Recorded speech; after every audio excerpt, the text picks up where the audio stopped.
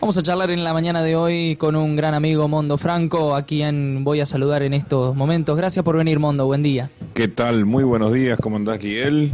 Acá volviendo un poco a una antigua casa. Yo empecé a hacer radio acá en Colón, acá en el 89.1, en Radio 12. Me decías, sí, ¿qué hacías puntualmente? Hacíamos un programa que se llamaba La Última Calle del Día, con Mariela Ívalo y Roberto Forclas.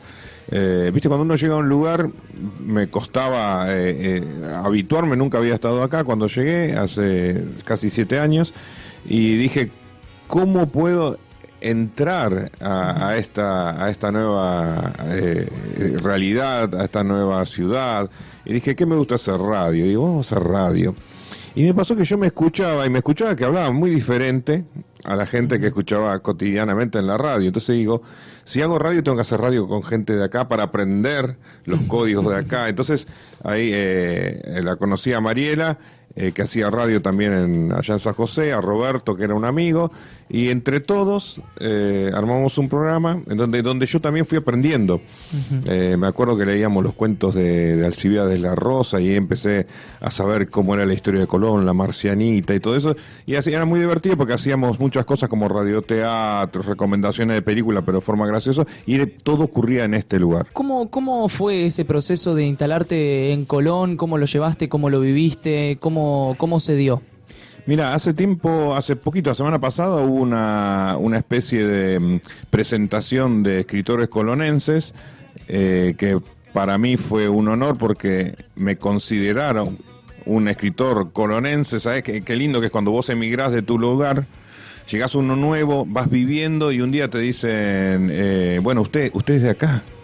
Usted ya es de la casa. Es como era el diploma que me dieron, por eso yo lo levantaba en alto, porque era como decir, usted es de la casa. Usted, este es su hogar también. Es como un pequeño mimo. Y para cuando llegas acá a un lugar, cuando emigrás, bueno, cuando se hizo este encuentro, yo decía, esto estaba entre historiadores, ¿viste? Pablo Stein. Sí, Alejandro González Pavón. Eso. Walter Maidana. Y yo decía, ¿y cuál es la historia mía? Y la historia mía, empecé a pensar, es la de la nueva inmigración. O sea, así como en 1863, 64, 70 hubo una inmigración que vinieron de Europa, de Piamonte, de Saboya. Ahora hay una nueva inmigración que es la que empezó a venir desde que en las grandes ciudades empezó a ponerse medio económicamente medio violento, la inseguridad, todo eso, y mucha gente que no nacimos con esa digamos impronta, salimos y buscamos lugares como Colón. Y bueno, hubo una nueva inmigración, un movimiento inmigratorio. Entonces yo dije, bueno, yo estoy hablando de esto ahora. Yo hablo de esta nueva, así como ellos hablan de la otra inmigración, yo hablo de esto, porque yo no sabía cómo encajaba en las charlas. Y bueno, y tiene todas esas cosas de que uno llega a un lugar, no tiene ningún recuerdo. Yo, por ejemplo, digo, ay, me siento triste. Voy ahí a caminar un rato por la plaza que caminaba cuando era chico y no está acá. O voy a visitar a un amigo con el que hice la primaria y está lejos, está a 400 kilómetros de acá.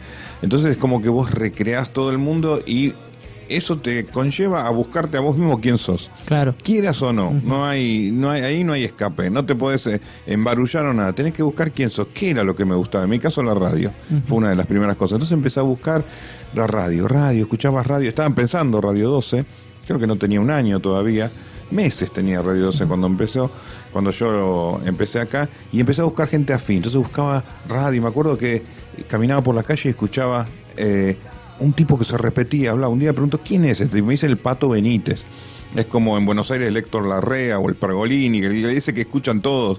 Y escuchaba, entonces busqué la antena y me acuerdo que fui a hablar con el Pato Benítez. Hola, yo hago radio, qué sé yo. Y ahí empezó la charla y hay una radio que está empezando. Uno busca, cuando llega a un nuevo lugar, su afinidad. ¿Esto qué conlleva? A que uno se tiene que escuchar qué es lo que quiere. Sí o sí. O sea, ¿cuál era mi sueño siempre? Escribir y hacer radio. Y bueno, tengo que hacer eso, porque tengo que buscar, en este nuevo lugar tengo que buscar gente afín a esto. Si yo me busco otras, no va a ser verdad. Uno empieza a buscar otras cosas, pero te das cuenta que ahí, por eso ahora veo con mucho más respeto a mis abuelos, por ejemplo, cuando vinieron acá, que por ahí tuvieron que hacer cosas que no les gustaban durante mucho tiempo, Pero siempre, por ejemplo, mi abuelo, por ejemplo, siempre se reservaba un pedacito para hacer lo que le gustaba. A la noche, cuando todos se dormían, escribía. Mi abuela también, que le gustaba hacer cosas de costura y todo eso, era como que se dejaban un ratito para eso. Entonces como que yo recuperé ese respeto que uno dice, bueno, vinieron acá y bueno, encontraron. No, es esto. Y esto es un lugar de inmigrantes. Puedo pensar, no sé, en 1850 acá casi no había gente. De golpe llegaron todos juntos. Es un lugar que tiene una cierta magia, una cierta nostalgia, una cierta melancolía, y también tiene una cierta esto de que todo puede pasar. Tal cual. Colón es un lugar en donde todo puede pasar. Es eso, por eso me quedé yo. Me gusta mucho lo que es el tema de cumplir los sueños y el hecho de que yo creo que uno alcanza la felicidad en vida cumpliendo cada uno de los sueños, poniéndose metas que sabe que después las cumple, que los objetivos los comienza a alcanzar con el correr del tiempo. Tus objetivos o tus sueños, digo, el hecho de hacer radio, lo hiciste, y de escribir, y lo hiciste. Llegamos al punto en el que presentaste Un extraño en el paraíso, que viene un poco atado de todo lo que venimos hablando. A todo. Un extraño en el paraíso era un programa de radio que yo empecé a hacer acá en Colón. Había un amigo, el Pitu Fernández, tenía una radio. Ahí dice, tengo una radio en el shopping. Empezó con una radio así, una radio chiquita,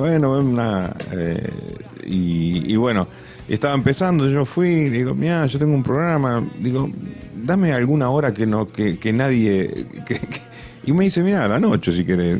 ¿Cuándo? A mí me gustaría hacer de madrugada. Bueno, dale, sí, metele, me dijo, no hay problema. Y ahí empezó el programa y realmente, o sea, tenía ese oyente, ¿cómo te puedo decir?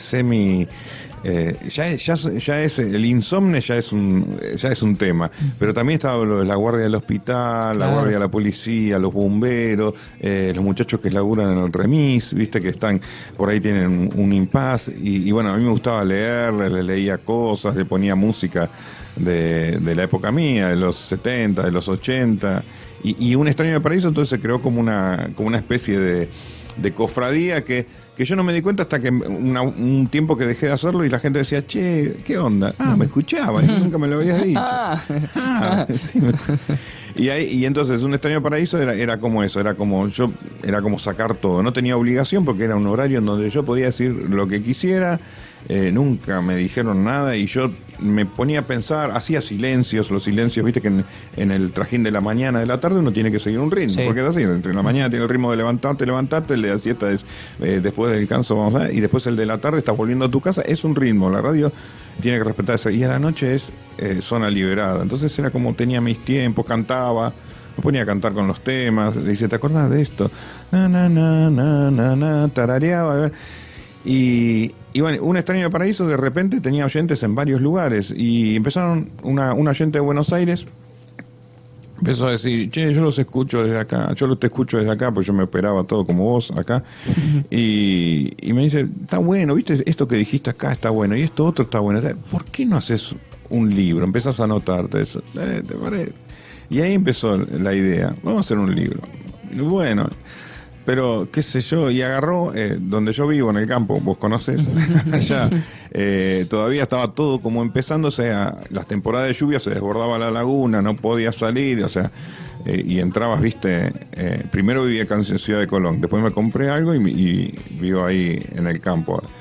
Y ahí era como, me encontré con los elementos, viste, la lluvia, el viento, las vacas, todo un descubrimiento, y empezó esto de, hago un libro, ¿y de qué hago? Y de lo que estoy viendo, de esto de haber venido a un lugar lejos, de repente de decir, a las 7 de la mañana estoy tomando un subte donde la gente ya no entra más y en la otra estación sigue subiendo gente y ya no entra más en el vagón. Y sí, y a las 7 de la mañana yo, por ejemplo, estaba andando en moto yendo a la casa de un amigo a ayudarlo a construir una casa de adobe, y de golpe iba en el medio de la niebla y me encuentro con un montón de vacas que vienen caminando, tengo que hacerles lugar, que salen de la niebla como personajes así fantasmagóricos, y eso me lleva a pensar un montón de cosas, de cómo yo paso de la ciudad a estar ahí, y cómo estoy mejor ahora y por qué estaba en la ciudad antes, y todos esos razonamientos acompañados de música eran el programa, y acá fue acompañado de papel, digamos, se empezó a construir Un extraño en el paraíso, que es el libro que edité. ¿Te llevó tiempo el hecho de la redacción, de escribirlo, de plasmar esas historias en el papel? Hubo un juego ahí. Yo dije, bueno, esta persona, Beatriz, de Buenos Aires, me dice, vamos a hacer como un juego. Yo voy a hacer como tu editora, vamos a hacer como que me tenés que entregar cada 2 días un relato. Y no aflojes. Y bueno, ahí se construyeron 12 relatos rápido. Y te adoctrinó. Claro, sí. No, para más yo estaba deprimiéndome. Eso también porque, viste, cuando no te das cuenta, viene uno afuera y te ve y te dice, che, te escucho y estás... Y no me di cuenta, viste, porque era eso de no poder salir, eso de vivir en el campo. O sea, una cosa es salir de la ciudad y venir a otra ciudad más chica, es una cosa. Ahora, irte al campo hay que estar preparado y yo no estaba realmente preparado para totalmente, viste, y solo era... entonces empezó ese juego. Así que Beatriz empezó bueno, dale, ya tenés el coso, sí, ya lo termino. Tú. Salieron, o sea, yo creo que en un mes escribió, más otros relatos. Pero el campo te genera ese espacio para darte, te da la libertad para escribir, para pensar, para repensar.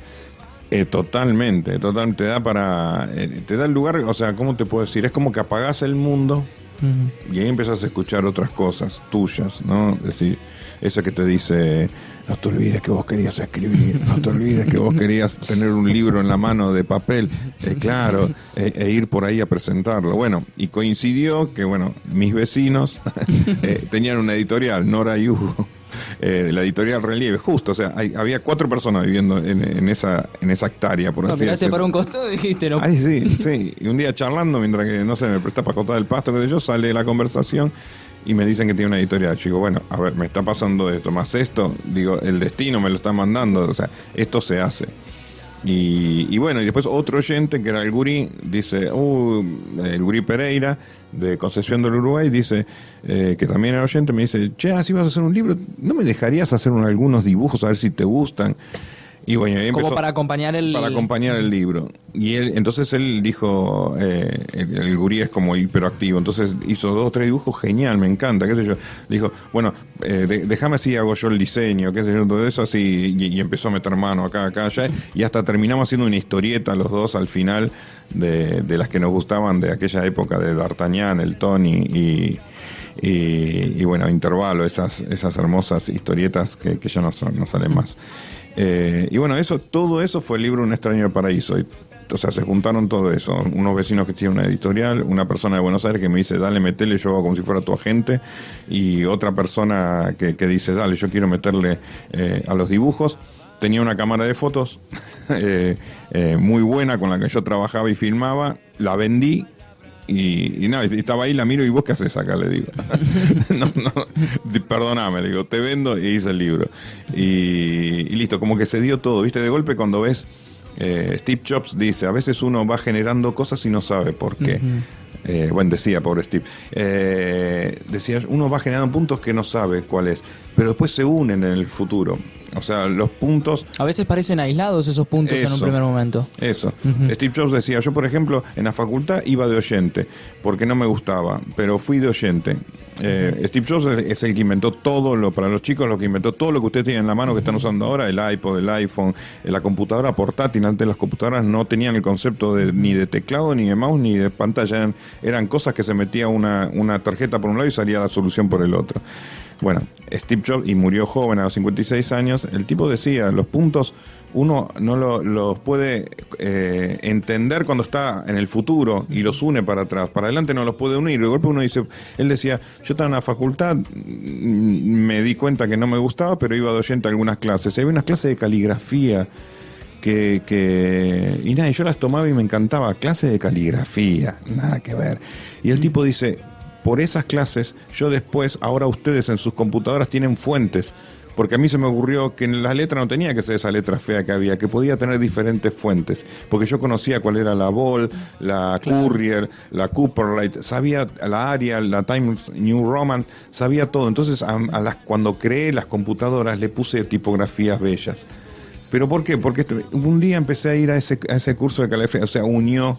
Fue atando cabos después Claro. y dijo... Y esto fue lo mismo, era inevitable que salga el libro Un extraño en el paraíso, era inevitable. Bueno, posterior a lo que fue el lanzamiento de lo que fue el libro, importante lo que ha sido el ciclo de charlas y demás con respecto al libro, bajo el lanzamiento del libro de Un extraño en el paraíso. Estuviste incluso en Concepción brindando unas charlas. Importante, digo, por el sentido de presentar esta historia, de contar también de cómo se ha llevado a cabo y el hecho de conocer y abrir el abanico de posibilidades, porque digo, en cuanto uno más comienza a abrirse, comienza a experimentar el cruce de conocimientos, de información y de experiencia con otras personas, se puede abrir varias puertas a partir de eso.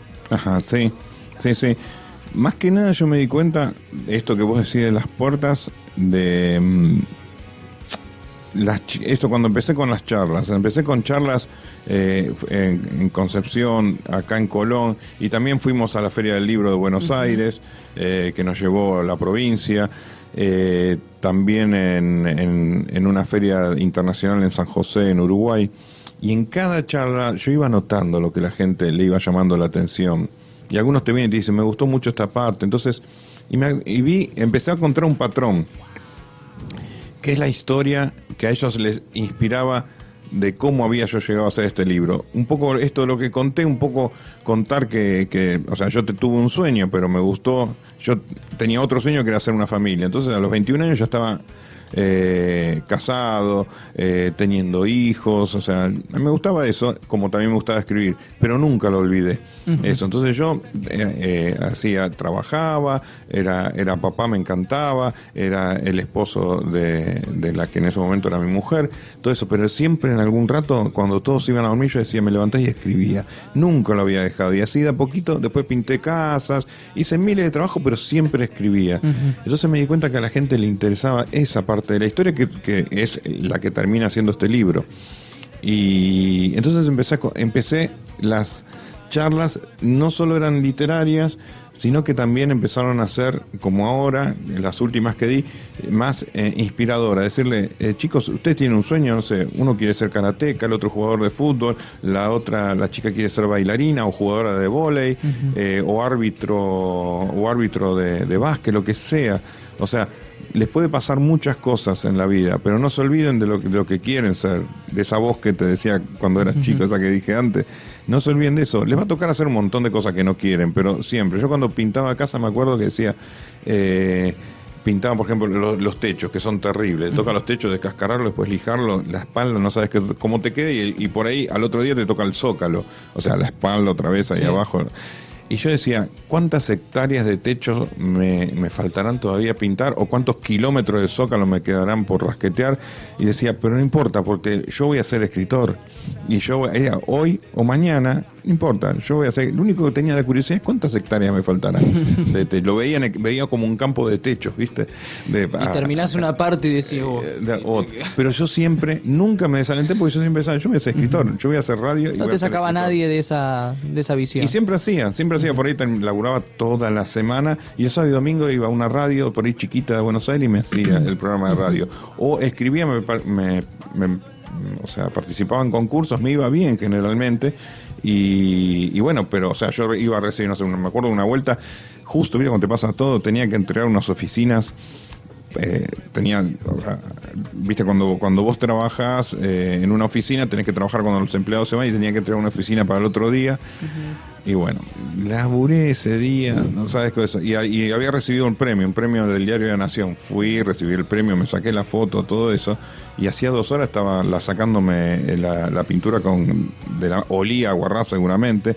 Y al otro día, con el premio, tuve que ir a seguir pintando. Claro. Pero yo decía, no importa, esto es una isla, no la abandoné, mi sueño se mantiene. Más adelante va a ser, y de a poco, y fue así, de a poquito fue siendo una cosa pasando a la otra. Por eso ahora en las charlas a los chicos les digo, ustedes son chicos y tienen un sueño, no se lo olviden, agárrenlo, anótenlo en un papel y guárdenlo con las contraseñas de Facebook, de Instagram, todo eso, guarden el sueño ahí y síganlo.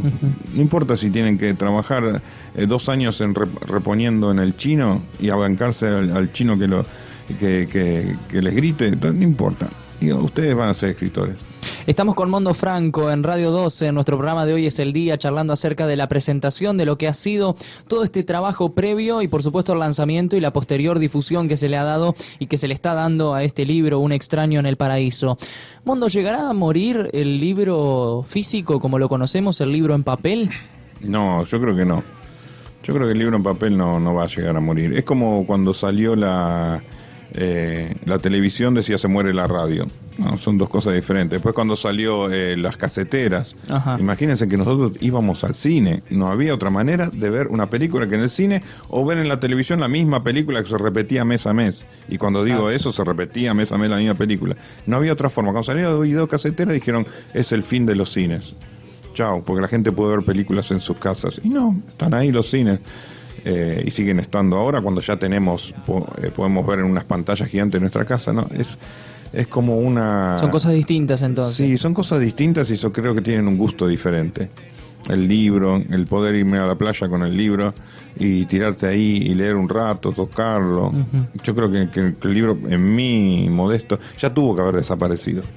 Y no desaparece. ¿Te resulta complejo leer un libro a través de lo digital? Sí, me resulta complejo por el tema de la vista, por el tema de que yo en los celulares yo no puedo leer, entonces necesito una netbook ya, y eso conlleva un poco más.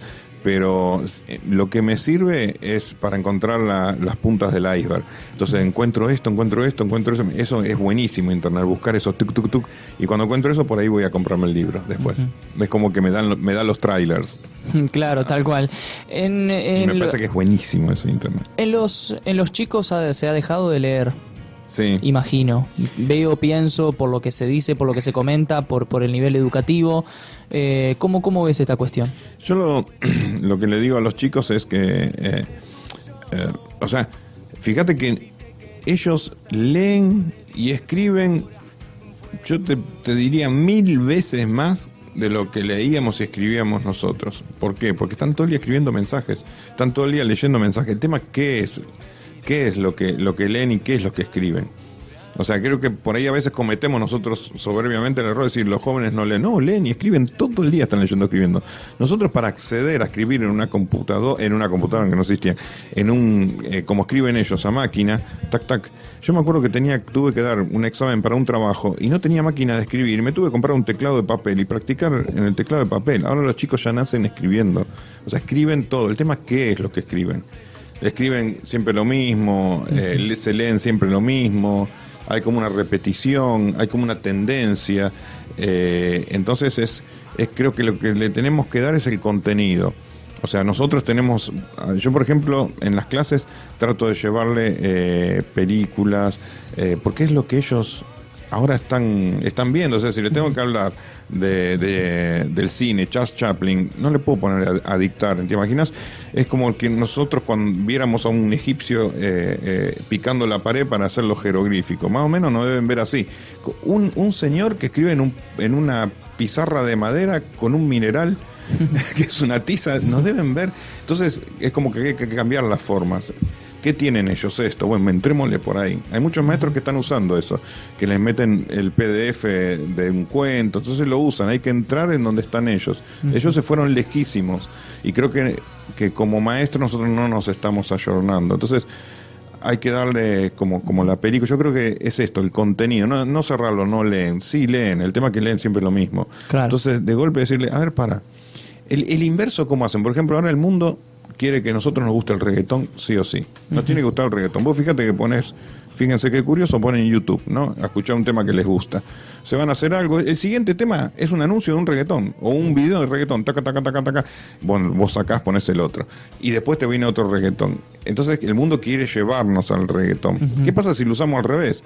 Si cada vez que termina un tema que vos te gusta aparece un tipo hablando 2 minutos, como Darío Stanraiver o El Negro Dolina o algo de Fontana Rosa o algo, ¿qué si el mundo aparece ahí? Vos decís, termina antes, y te quedas un poquito escuchando y decís, me voy a anotar esto.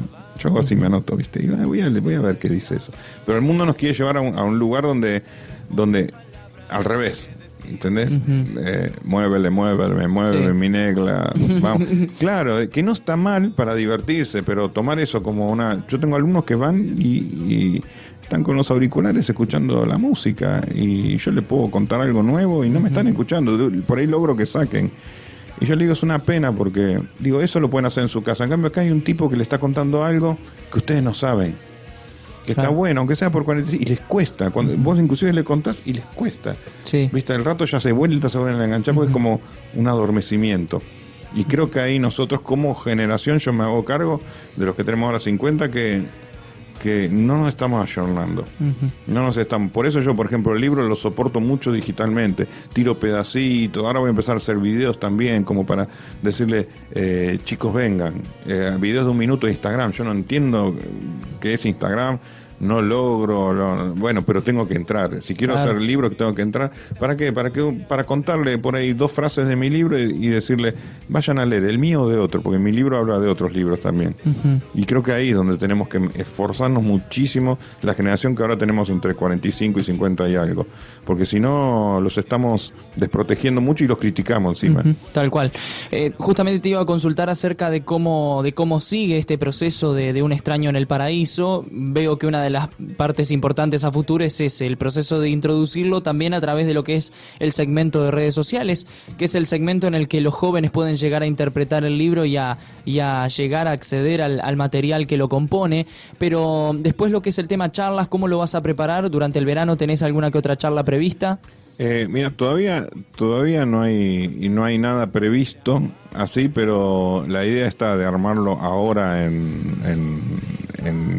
ahora en este mes que está terminando, en el que viene, ir armando al principio un poco el tema de estas charlas, porque me di cuenta que es, como dicen los españoles, es el coñazo. Es el coñazo la charla, porque y que quizás la charla es más importante que la venta del libro, inclusive. Pero hoy pensaba, es más importante que la venta del libro. Entonces, la charla lo que te lleva es a conocer, a mí personalmente, a conocer gente, a charlar otras cosas. Entonces mi idea va a ser quizás recorrer un poco, ir a agarrar el libro, decir, bueno, tengo estos libros físicos, vamos a ir por ahí. Mi idea es rodar, es rodar con el libro. Ya tengo otros 2 libros ahí que están esperando en gatera, pero con Un extraño es rodar, volver a hacer radio. Esos son los proyectos, rodar y volver a hacer radio. Lo que tiene bueno es que ahora vos haces radio, no hace falta que te escuchen en el momento, lo subís a una plataforma que se llama iVoox y la gente le decís, che, escuchame, salió un nuevo programa, y la gente dice, uy, tengo un rato mientras que estoy, el lavarropa está dando vuelta y limpio la casa y lo pongo a Mondo a escucharme. Entonces veces esas son cosas que nosotros tenemos que ayornarnos. Claro, uno piensa, hago radio en este horario y no me escuchan. No, a veces te escuchan más en las plataformas, en el horario que la gente puede escucharte mejor. Y dice, vuelvo a casa, tuve un día ajetreado, qué sé yo, se tira un ratito, ¿qué hago? Miro bailando por nada, pongo a ver, así no prendo la tele. Entonces es un poco eso. Tal cual, tal cual. Gracias por venir, gracias por estar en la mañana. Gracias por invitarme. Mondo Franco con nosotros, hablando acerca de lo que es Un extraño en el paraíso, este libro que se presenta y que ya se ha presentado en múltiples charlas, lugares, bien decía Mondo recién, con todo lo que ello significa, la llegada al público a través... Primero con el concepto del libro, pero después con breves reflexiones que hacen a que uno busque la felicidad, busque los momentos en los que uno es realmente feliz y que alcance sus sueños, por lo menos que procure buscarlos para después alcanzarlos y demás. Realmente ha sido una muy linda charla la que hemos tenido con Mondo a lo largo de esta mañana, en la mañana de la radio. Estamos en Radio 12, estamos en radio12.com.